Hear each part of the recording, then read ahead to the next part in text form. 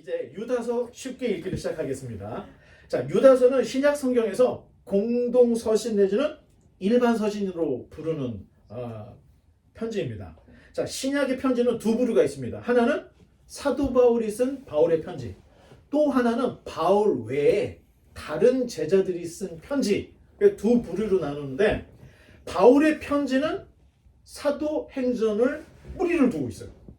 그래서 우리가 시작할 때 사도행전을 보면서 로마서, 고린도, 전후, 갈라디아를 읽었죠. 이렇게 읽어야 사도 바울의 이 바울 서신을 정확하게 이해를 할 수가 있습니다. 자, 유다서는 총 25절밖에 되지 않는 정말로 짧은 한 장에 25절밖에 되지 않은 진짜 편지 같은 편지입니다. 하지만 결코 내용이 가볍진 않습니다.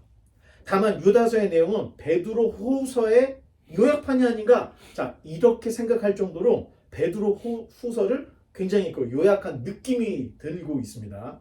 자, 그래서 유다서는 내용보다는 유다서라는 이 편지를 통해 드러나는 주변의 정황들을 주로 살펴볼 것이고, 본문은 그냥 우리가 읽는 것으로 마치려고 합니다. 왜? 베드로 후서 때 다 했던 내용이 반복되고 있기 때문에. 자, 이제 1절과 2절을 또 한번 읽어주시기 바랍니다. 예수 그리스도의 종이여 야곱의 형제인 유다는 부르심을 받은 자 곧 하나님 아버지 안에서 사랑을 받고 예수 그리스도를 위하여 지키심을 받는 자들에게 편지하노라. 긍휼과 평강과 사랑이 너희에게 더 많을지어다. 아멘. 자, 1절에 보니까 누가 이 편지를 썼다고 이야기를 하고 있죠? 이 편지를 누가 썼죠? 유다. 자, 유다가 썼다. 야고보의 형제. 딱 이렇게 이야기하고 있죠. 그러나 여러분 어렵습니다. 신약에 유다가 한 사람일까요? 몇 명일까요? 솔찬이 많습니다. 4명일 수 있습니다. 또 5명일 수도 있는데 대략적으로 학자들이 입을 모으니까 4명 정도 생각을 합니다. 자, 먼저 유다라고 하는 그 이름의 뜻이 뭘까요? 너무 친숙해. 찬양이라는 뜻이 유다라는 뜻입니다. 자, 또 유다 하면은 구약 성경에서 어디 누구의 아들로 나오죠? 유다가 야곱의 아들. 몇 번째? 4번째 아들. 그리고 유다 지파가 있죠. 다 같은 이름을 쓰고 있습니다. 신약에 등장하는 첫 번째 유다는, 자, 이제 살펴보겠습니다. 가론 유다가 있습니다. 당시에 유다라는 이름이 너무 흔했기 때문에 보통은 이름에 아버지 이름을 넣는다든가 아니면 별명 또는 출신지를 넣기도 합니다. 그래서 가룟 유다의 가룟은, 자, 저기 그림 한번 넘어가 보겠습니다. 그렇죠. 여기가 예루살렘. 그 밑에 보면은 여기에 그리옷이라고 되어 있는데 가룟이라고 그러죠. 그것을 그리옷이라고도 이렇게 발음을 합니다. 그래서 여러분들이 성경에 검색을 해보면 가룟보다는 그리옷으로 더 많이 나와요. 근데 이제 신약의 그 저자는 그리옷보다는 가룟이라는 말을 썼는데, 자, 복음서에서는 유다를 어떻게 이야기를 하냐면은 가룟 시몬의 아들 유다. 그러면 유다의 아버지가 누구예요? 시몬. 자, 이렇게 출신지는 가룟 또는 그리옷 이렇게 생각을 하면 됩니다. 자, 로마 시대의 유대 땅은 예루살렘을 중심으로 그러니까 유대 땅을 중심으로 한 그 지역을 우리가 유대 땅이라고 이렇게 불렀는데, 자, 넘겨보면, 자, 로마 시대 때 예수님 시대에 유대 하면은 예루살렘을 중심으로 여기를 얘기합니다. 그러면 그 위에 누가 있죠? 사마리아가 있죠. 사마리아 땅. 그리고 그 위에 누가 있죠? 북쪽 갈릴리. 이 전체를 다 합쳐서 유대 땅이라고도 얘기하고, 그 다음에 로마의 행정상 이 전체를 시리아라고 불렀습니다. 전체를 다. 자, 이제 좀 이런 지식들을 알고 있어야 성경을 읽을 때 성경 저자들은 자기가 알고 있는 대로 쓰기 때문에 이 사람이 이렇게 쓰고 저 사람이 저렇게 쓰기 때문에 다 알아야 돼요. 그래 이해를 할 수 있습니다. 유대, 사마리아, 갈릴리 이렇게 3개로 이렇게 구분이 되어 있습니다. 자, 재미있는 것은, 자, 예수님의 제자들의 11명이 다 어디 출신이죠? 갈릴리 주변의 제자들이에요.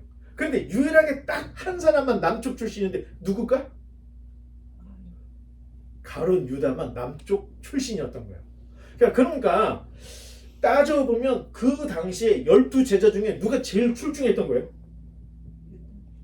예, 출신 성분으로 따지면 유대 땅이 예루살렘 주변에 있는 가룟 유다가 제일 출신 성분이 좋았던 거예요. 자, 그래서 그런지 예수님께서 돈꾀를 누구에게 맡겼죠? 가룟 유다에게 돈꾀를 맡겼던 거예요. 자, 이런 연관이 되죠. 그래서 어떻게 생각하면 예수님께서 보시기에 12제자 중에 그래도 좀 똑똑하고 내세울 만한 사람은 가룟 유다밖에 없었다. 이런 증거들에 의해서 얘기를 하는 겁니다. 자, 문제는 유다가 은 30에 누구를 팔았죠? 그러니까 너무 똑똑해도 문제야. 그러니까 세상적으로 너무 똑똑해도 다 좋은 건 아닌 것 같아요. 똑똑하면서 신앙도 좋아야 되는데 예수님을 배반한 아주 그냥 그런 제자가 되어버렸죠. 자, 이런 정황으로 볼 때 유다서의 저자는 가룟 유다는 분명히 아닌 게 확실하죠. 자, 첫 번째 가룟 유다는 탈락. 자, 두 번째 유다는 예수님의 12제자 중에 다데오라고 하는 유다가 있습니다. 다데오 유다. 이거 굉장히 긍정적인 사람이죠. 너 오늘 시간 있냐? 다 돼요. 너 이거 좀 해줄 수 있냐? 아, 다 돼요. 이거 다 돼요. 다 돼. 얼마나 긍정적입니까?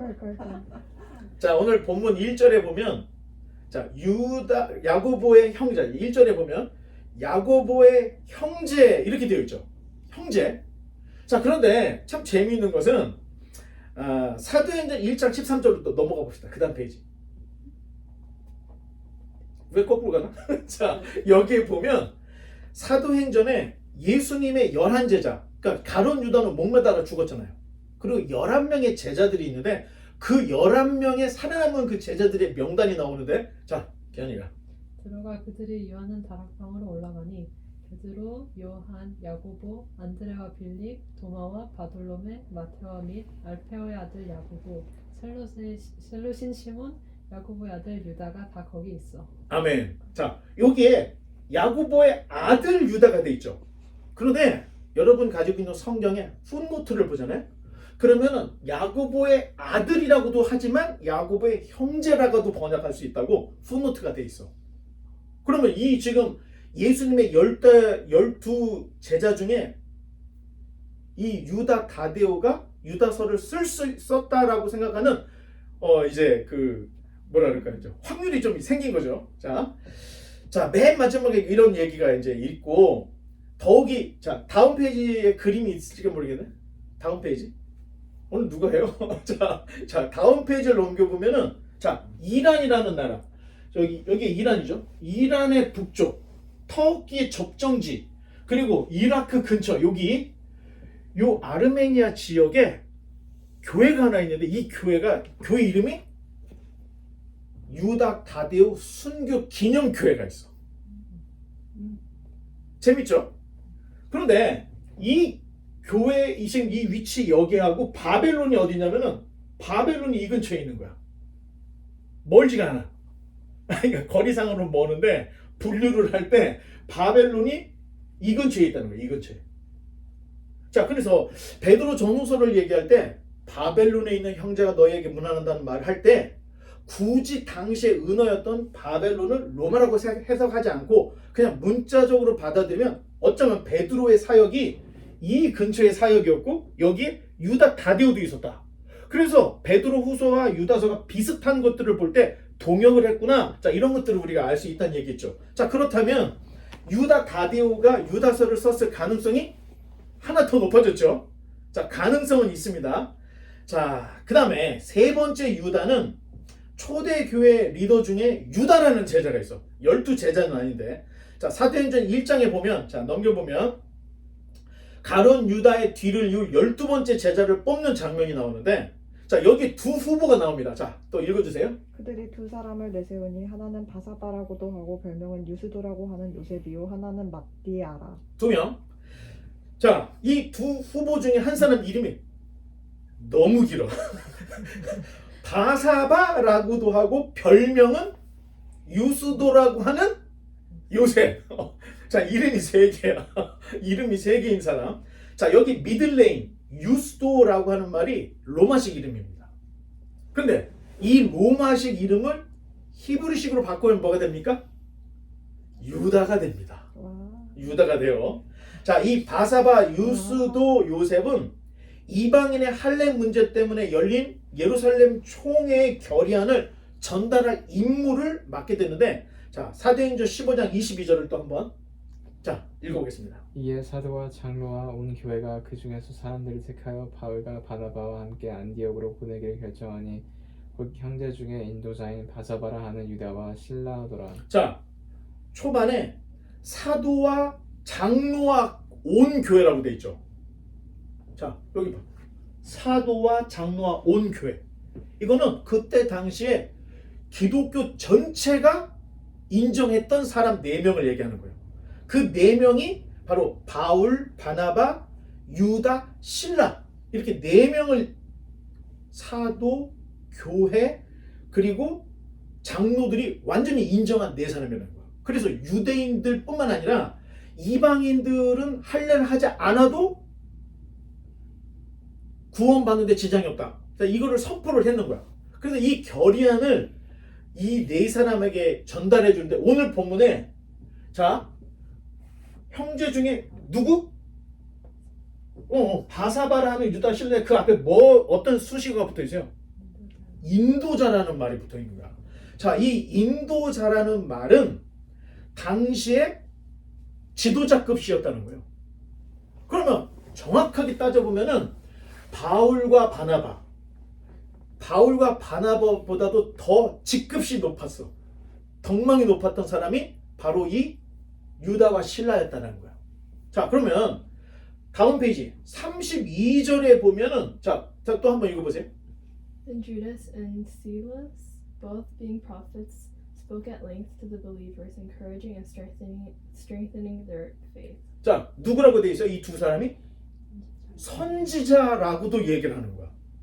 굉장히 유력했던 사람이라는 거야, 이 2사람이. 자, 비록 이 바사바, 유다, 요셉이라는 이름을 가지고 이 한 사람이 사실 12사도에 들어갔습니까? 못 들어갔습니까? 못 들어갔어요. 마띠아라는 제자가 들어간 거야. 그러면 여러분, 예수님의 사도의 그 리콰이어리 있어. 언제부터 예수님을 따라갔던 사람이어야 되죠? 예수님이 세례 요한에게 세례 받는 때부터 이때까지 예수님 곁에 있었던 사람 중에 제자를 뽑았던 거야. 그러면 이 지금 유다와 실라라는 사람은 굉장히 그때 당시에 그 리더급에 포함되어 있던 사람이라는 거예요. 그리고 선지자였대. 지도자였대. 그때 당시만 해도 바울과 바나바하고는 견줄 수 없을 정도로 사도 다음으로 유능했던 사람들이라는 거야. 그럼 유다 굉장히 지금 실력이 있는 거죠. 자, 그런데 문제는 자, 유다서 1장 1절에 다시 한번 여기 없는 것 같은데, 그렇죠. 1장 1절에 보면은 야고보의 형제라고 돼 있잖아. 야고보의 형제 유다. 그러면 이 유다는 야고보의 형제하고는 관련이 있습니까? 없습니까? 없어요. 전혀 없어.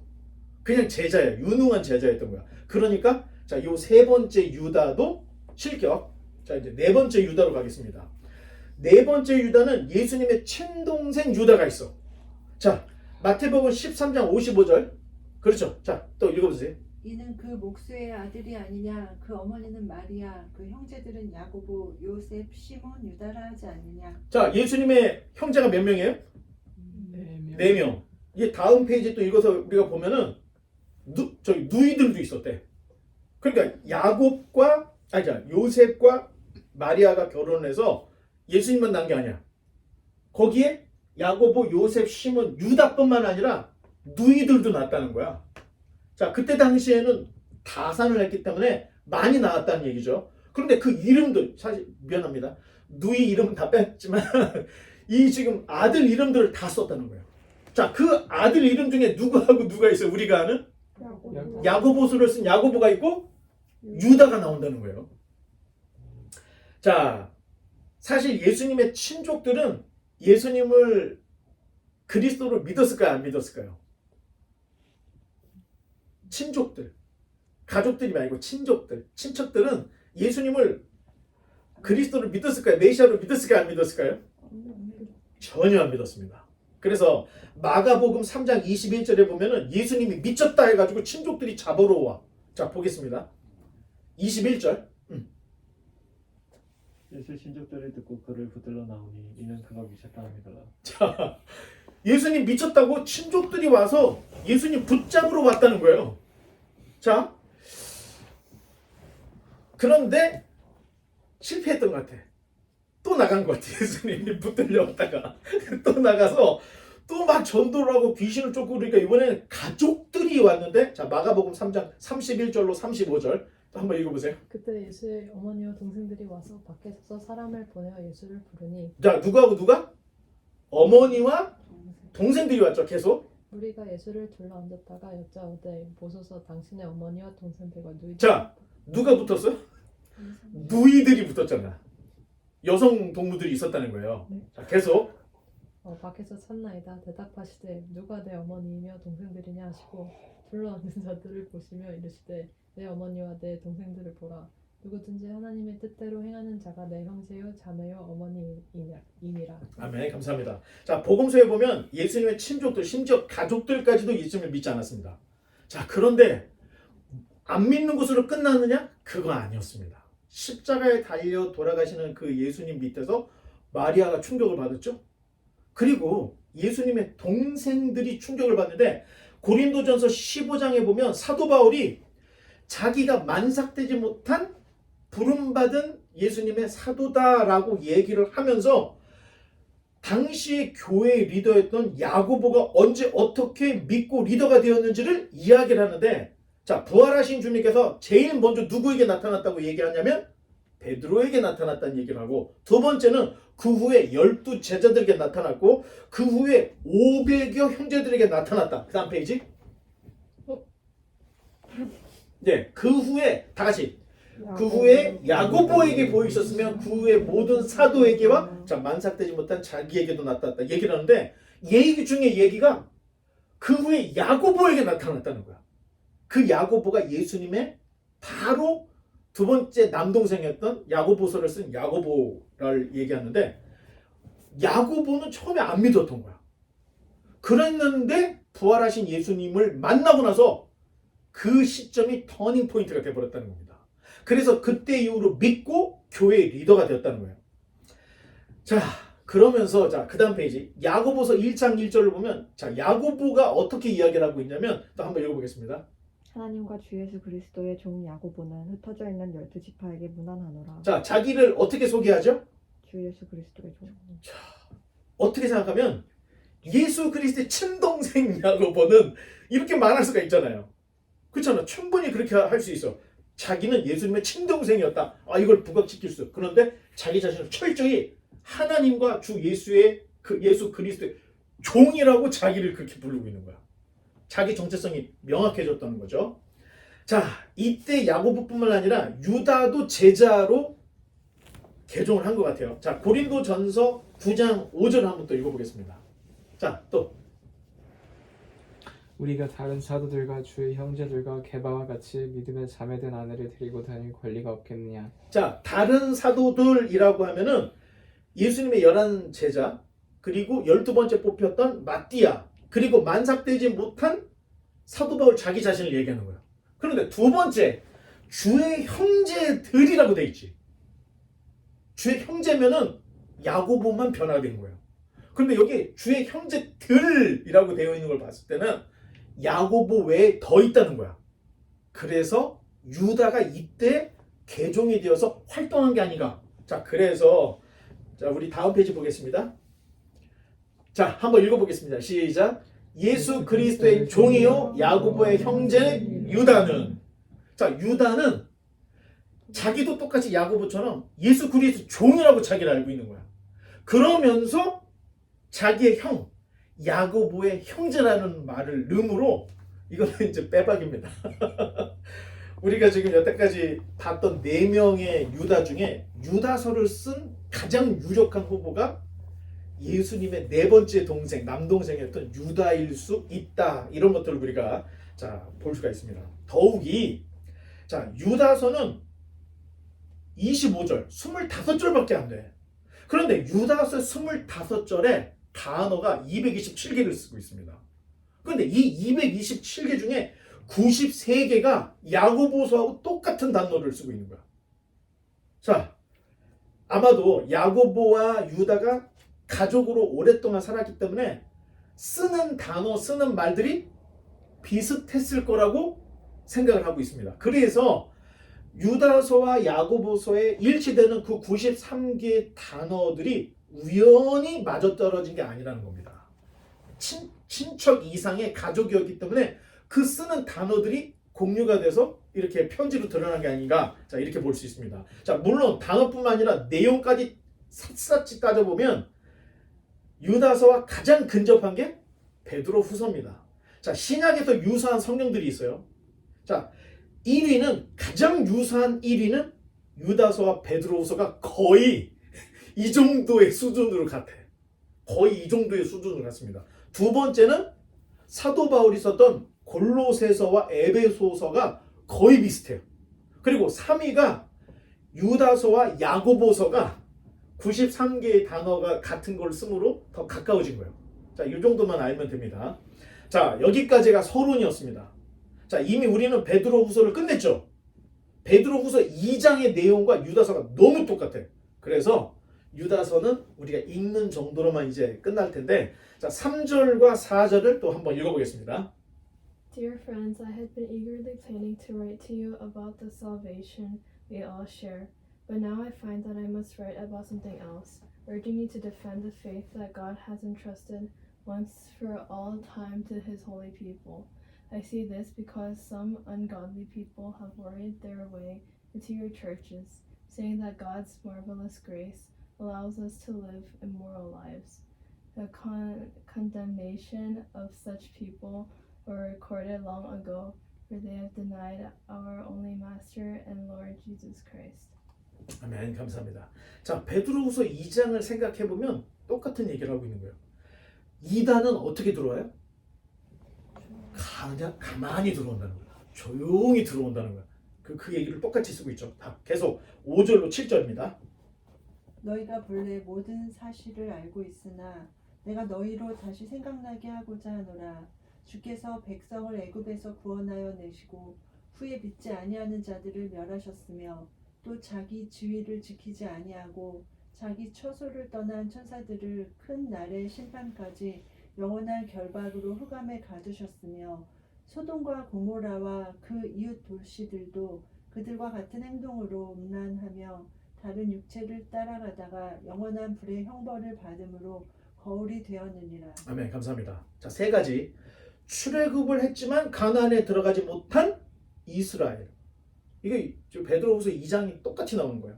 자기 지위를 이탈한 갇혀 있는 천사들. 세 번째, 음란에 빠진 소돔과 고모라. 베드로후서 2장에서 우리가 다 했던 거예요. 똑같은 이야기를 하고 심판받을 자에 대한 경고를 그냥 똑같이 쓰고 있습니다. 자, 8절로 11절입니다. 그런데 꿈꾸는 이 사람들도 그와 같이 육체를 더럽히며 권위를 업신여겨 영광을 비방하는도다. 천사장 미가엘이 모세 시체에 관하여 마귀와 다투어 변론할 때 감히 비방하는 판결을 내리지 못하고 다음 말하되 주께서 너희를 꾸짖으시기를 원하노라 하였거늘. 이 사람들은 무엇이든지 알지 못하는 것을 비방하는도다. 또 그들은 이상 없는 짐승같이 본능으로 아는 그것으로 멸망하느니라. 화했을진저 이 사람들이여 가인의 길에 행하였으며 삭을 위하여 발람의 어그러진 길로 몰려갔으며 고라의 폐역을 따라 멸망을 받았도다. 아멘, 감사합니다. 여러분이 이게 진짜 너무 비슷한지를 알고 싶으면 집에 가서 한번 확인해 보세요. 베드로후서 2장과 유다서는 거의 판박입니다. 자, 베드로후서 2장에서는 권위를 업신여기고 이단자들이, 거짓 선생들이 비방을 일삼으며 발람의 어그러진 길로 간 이단자들의 그 멸망에 대한 이야기를 지금 베드로후서나 유다서나 똑같이 얘기해요. 그런데 베드로후서 2장과 다른 것이 가인의 길이라는 말이 나오고 고라의 폐역을 덧대고 있어요. 자, 어떻게 보면 유다서는 베드로후서의 요약판이다 이렇게 말할 수 있습니다. 많은 사람들이 그렇게 해요. 그런데 일부에서는 거꾸로 얘기하는 사람이 있어요. 베드로 전서를 쓰고 난 후에 유다서를 읽은 거야. 그래서 거기다가 조금 더 살을 붙여서 베드로 후서를 쓴 게 아니야. 자, 이런 문제 제기도 하고 있다는 거예요.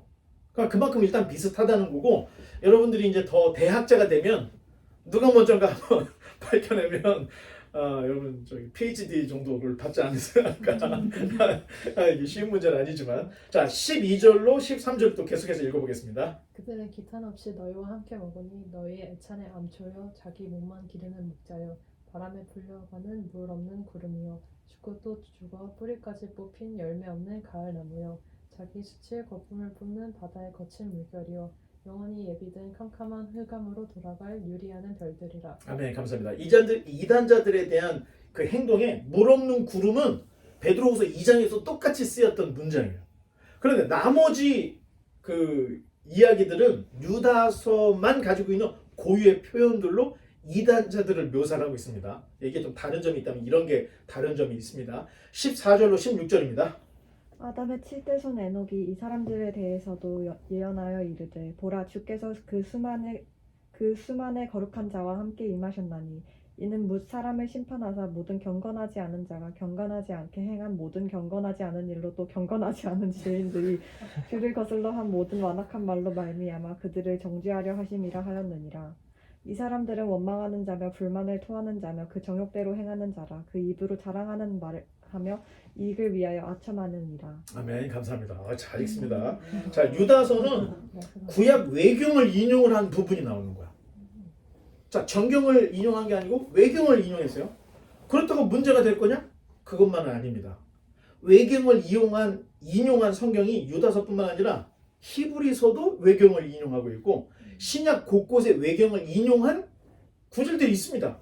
왜? 이때까지만 해도 구약 성경 정경이 안 됐을 때이기 때문에. 그래서 AD 90년에 구약 성경이 유대인 학자들에 의해서 정경화가 돼요. 그렇다면 90년 전에 쓰여졌다는 얘기죠. 또 한 가지. 자, 예루살렘 멸망 전에 기록이 됐다는 거예요. 그래서 우리가 얘기하기를 63년부터 68년 사이에 유다서가 기록된 게 아니냐. 자, 이런 이야기들도 할 수가 있습니다. 자, 유다서 9절에 모세 시체에 관한 미카엘과 마귀의 대화. 자, 요게 외경의 이야기고 14절에 에녹의 예언 이런 이야기들이 다 외경의 이야기들을 다 그 인용을 한 겁니다. 자, 이러한 외경 인용을 통해 알 수 있는 것은 자, 수신자들은 이 편지가 히브리어로, 아람어로, 헬라어로 뭘로 기록됐을까요? 지금 이 편지는 아람어일 것 같죠? 왜? 갈릴리 사람이니까 아람어를 썼다고 생각하죠. 그런데 참 재미있는 게 갈릴리 호수를 넘어가면은 유명한 그 데가볼리라고 하는 헬라 도시가 있었던 거야. 그러면 예수님의 가족이 다 얘기를 했네. 예수님의 가족이 목수인데 그 동네 갈릴리에서 할 수 있는 것은 배 고치는 것밖에 없는 거야.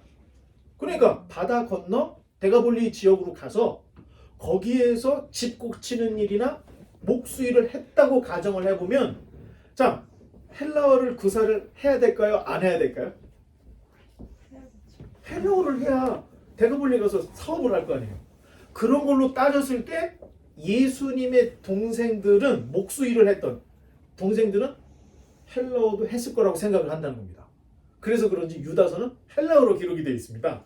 자, 그렇다면 비록 이 편지는 헬라어로 기록이 되어서 헬라 문화권에 있지만 내용을 봤을 때 인용이 구약의 외경을 인용을 하고 그 다음에 구약의 어떤 그 정서들이 너무 많이 묻어있는 것으로 볼 때 우리가 생각할 수 있는 게 이 편지는 개종한 유대인 기독교인들을 위해서 쓰여졌구나.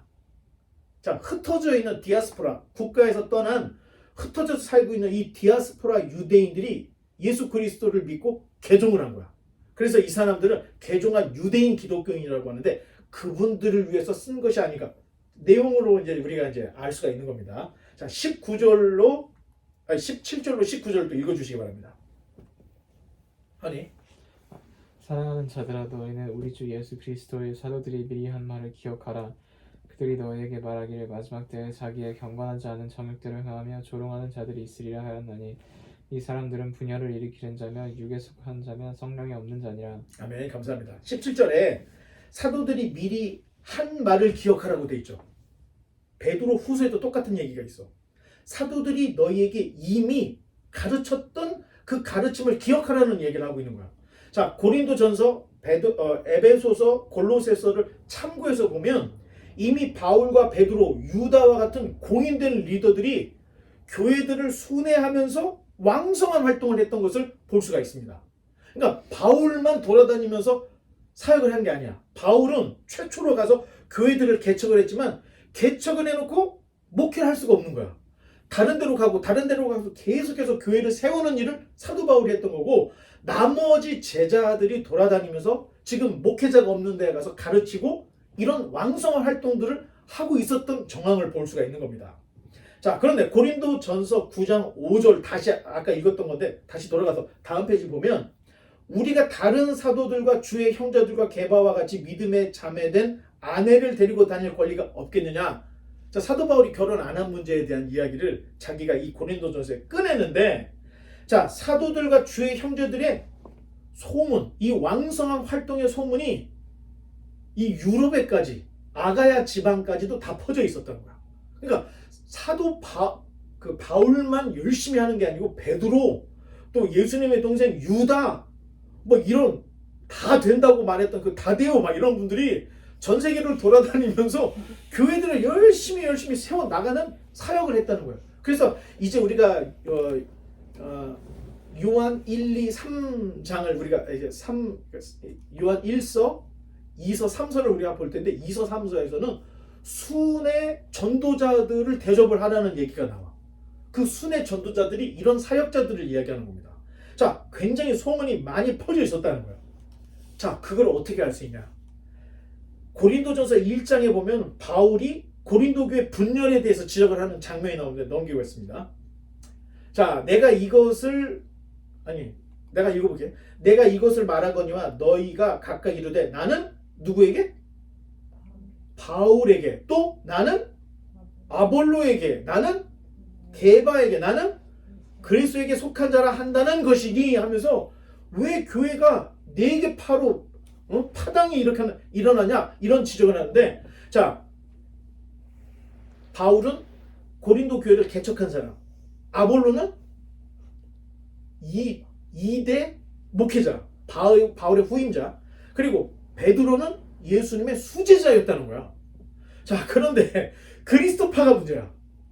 아니, 저 사람들이 지금 이 상황에서 예수님의 파다, 우리는 그렇게 얘기했다라고 생각하는데, 지금 이 그리스도파는 예수님의 동생 유다를 거명하면서 사람들이, 우리는 예수님의 동생파, 그리스도파다, 이렇게 네 번째 파벌이 생겼다는 거야.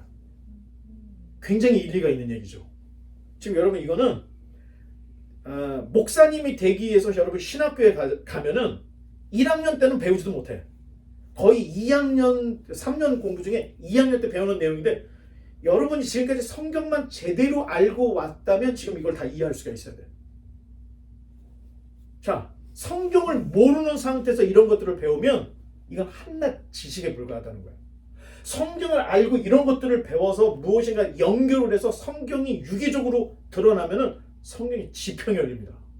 마치 여러분, 드라마를 보면 가상의 어떤 그 시대의 어떤 이야기가, 드라마를 1편부터 끝편까지 다 봤어. 그러면 그때 당시에 시대상이 보입니까, 안 보입니까? 보이죠. 똑같은 겁니다. 성경은 내가 은혜 받으려고, 내가 적용하려고 읽어가지고, 그러면 나는 바울에게 속한 거냐, 아볼로에게 속한 거냐, 베드로에게 속한 거냐, 그리스도에게, 이런 적용을 하면 어리석은 거라는 거예요. 성경에 유기적으로 연결되어 있는 이 역사성과 이런 것들을 잘 맞춰서 여러분들이 읽어내면, 왜 바울에게? 바울은 고린도 교회를 개척한 사람이니까. 그러면 아볼로는 당시 목회자였으니까, 게바는 예수님의 수제자였으니까, 그리스도는 뭐냐? 유다의 가능성이 없다는 겁니다. 유다도 이렇게 왕성하게 활동을 했다는 거예요. 자, 옥중서신에 에베소서, 골로새서, 그리고 히브리서, 베드로 전후서, 유다서의 공통점이 있습니다. 지적하는 게 있는데, 그게 뭘 지적하냐면은 천사 숭배에 대한 지적을 해요. 두 번째, 쾌락주의, 영지주의를 지적을 합니다. 당시 신을 섬기기 전에는 먼저 신께 딱 가기보다는 약간 우리 천주교하고 비슷하죠. 우리가 너무 죄인이기 때문에 어떻게 우리가 한 번에 예수님께 기도하냐. 마리아에게 기도를 좀 해달라고 이렇게 부탁한다는 이런 교리를 가지고 있는 거예요. 그런데 마치 신에게는 직접적으로 가지 못하고 신보다 한 단계 밑에 있는 천사를 숭배하려고 하는 이런 것들이 소아시아에 있었는데, 자, 다음 지도 보겠습니다. 자, 여기가 에베소서, 그리고 여기가 라오디게아, 여기가 골로새입니다. 여기를 지나가는 요 산과 산 속에 있는 요 지나가는 요 골목. 자, 여기를 리커스 계곡이라고 하는데, 역사적으로 이 리커스 계곡에서 천사를 숭배하는 그런 일들이 여기서 일어났던 거예요. 그래서 여기에 보내는 편지들은 다 같이 천사 숭배에 대한 지적을 하고 있다는 거예요. 이해가 되죠? 그러면서 또 한 가지가 육체적인 타락. 그래서 쾌락주의, 영주주의가 여기서 판을 치고 있었다는 거예요. 그래서 이쪽으로 보내진 편지들을 볼 수 있는데, 그렇다면 유다서에도 천사 숭배에 대한 이야기를 하고 있어서 분명히 이곳으로 보내졌을 것이고, 이곳에 있는 헬라어를 쓰고 있는 유대인 기독교인들에게 편지를 쓴 것으로 유다서를 이렇게 우리의 정황을 통해서 볼 수가 있습니다. 자, 이제 끝으로 말세를 살아가는 저와 여러분들에게 주는 유다의 당부와 축도가 있는데, 이 축도는 정말로 아름답습니다. 자, 20절로 25절을 우리 한번 천천히 한번 다 같이 읽어보겠습니다. 시작. 사랑하는 자들아, 너희는 너희의 지극히 거룩한 믿음 위에 자신을 세우며 성령으로 기도하며 하나님의 사랑 안에서 자신을 지키며 영생에 이르도록 우리 주 예수 그리스도의 긍휼을 기다리라. 어떤 의심하는 자들을 긍휼히 여기라. 또 어떤 자를 불에서 끌어내어 구원하라. 또 어떤 자를 그 육체로 더럽힌 옷까지도 미워하되 두려움으로 긍휼히 여기라.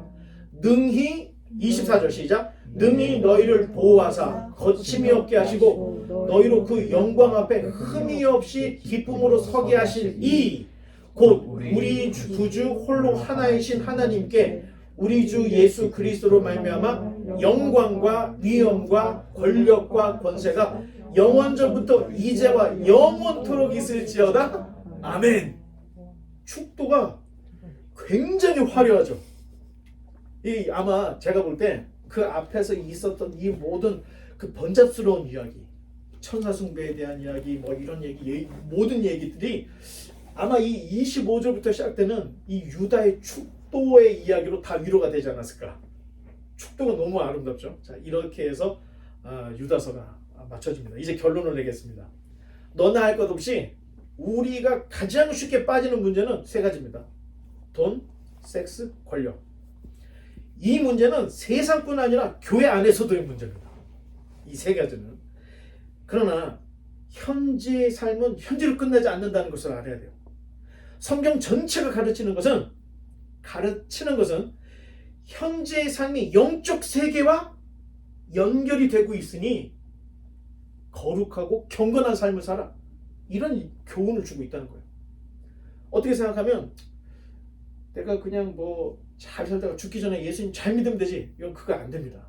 될 것 같죠? 절대 그건 안 됩니다. 지금 여러분들이 경건한 삶, 거룩한 삶을 살지 않으면 여러분들은 변화되지 않으면 이 모습 그대로 가는 겁니다. 그런데 여기서 끝나는 게 아니라 죽었을 때 그 모습 그대로 사후세계로 연결이 된다는 거예요.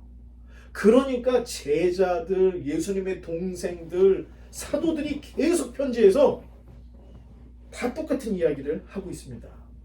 특히 유다는 믿음 위에 서서 성령으로 기도하며 하나님의 사랑 안에서 자기 자신을 지키며 영생에 이르도록 그리스도의 긍휼을 기다리는 삶을 살으라. 자, 이렇게 결론을 우리에게 주고 있는데, 바라기는 우리 모두가 하나님 앞에서 흠없이 기쁨으로 서게 되는 저와 여러분 되시기를 주님의 이름으로 간절히 축원합니다. 기도하겠습니다.